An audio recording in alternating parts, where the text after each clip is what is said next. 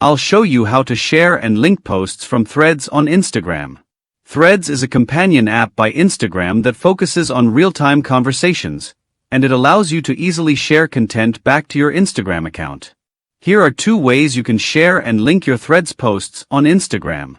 Open Threads and find the post you want to share. Tap on the airplane icon, share button, located below the post. From the sharing options, select Add to Story.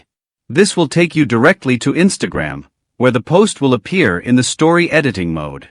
You can now move, resize, and customize the post within the story editor. Once you're ready, tap your story to share it. When someone views your Instagram story, they'll see the shared post and have the option to click on it. This will link them directly back to the original post on Threads, allowing them to view and interact with it there. Second way is share to Instagram feed. Go to the Threads post you want to share and tap the airplane icon. Choose the option to post to feed. Instagram's post editor will open, allowing you to apply filters, crop the image, and write a caption.